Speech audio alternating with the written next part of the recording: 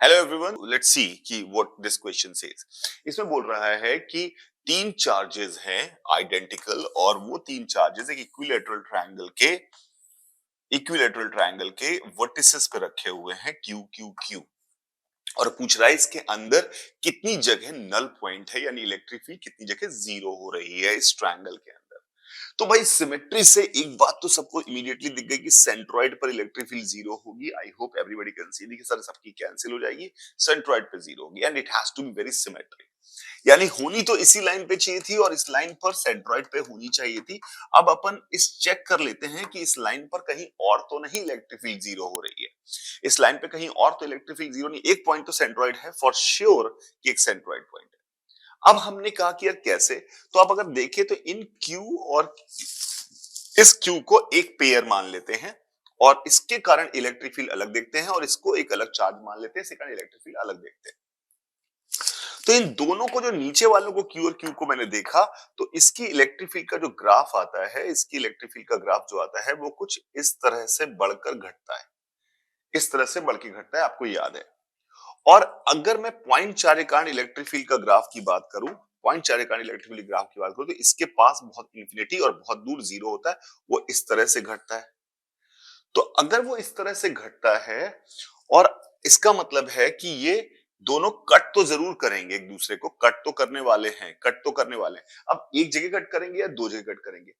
एक जगह कट कर नहीं सकता, क्योंकि या तो या यहाँ पे टच कर सकता था ग्रीन कर्व, या अंदर जाता। अगर अंदर जाता तो दो पॉइंट होते, या जीरो पॉइंट। देखो दो या तीन पॉसिबिलिटी, या तो ये कर्व ऐसा बनता, या तो ये कर्व ऐसा बनता, या तो ये कर्व ऐसा बनता।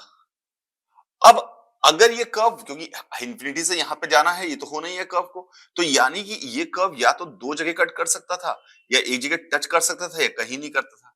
पर हमें एक बात क्लियरली पता है कि एक जगह तो टच कर ही रहा है। और वो जो डिस्टेंस है वो डेफिनेटली, अगर इस डिस्टेंस को मैं ए बोल दूं, तो ये सेंट्रॉइड की डिस्टेंस कुछ भी हो आप निकाल लेंगे, obviously that is not a big deal. आपको पता है 1:2 के रेशियो में डिवाइड करता है। पर ये कुछ भी हो, ये डिस्टेंस a/√2 तो नहीं है। और हमें पता है कि लाल वाली इलेक्ट्रिक फील्ड मैक्सिमम होती है a/√2 पर। इसका मतलब है ये वाली सिचुएशन भी नहीं हो सकती।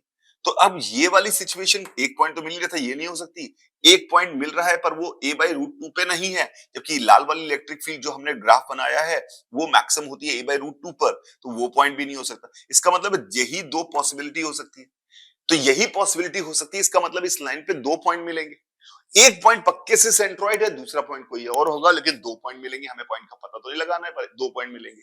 सिमिलरली अगर मैं इधर से एक लाइन खींचू सेंट्रॉइड से पास होने वाली, इस पे भी दो मिलेंगे, पर एक उनमें सेंट्रॉइड कॉमन है। और अगर मैं इस पे लाइन, यहां लाइन खींचू, इस पे भी दो मिलेंगे, एक उनमें सेंट्रॉइड कॉमन है। तो तीन लाइनों पे दो दो पॉइंट मिल रहे हैं, पर एक पॉइंट कॉमन है। इसका मतलब है तीन यूनिक पॉइंट है, एक कॉमन पॉइंट है। इसका मतलब number of null points will be 4।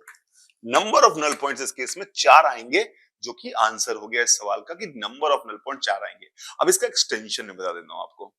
अगर एन साइडेड पॉलीगन है, एन साइडेड पॉलीगन है और उसके वर्टिसेस पे चार्ज रखे हुए हैं, और पूछे how many null points you will obtain inside this polygon, the answer is always n+1।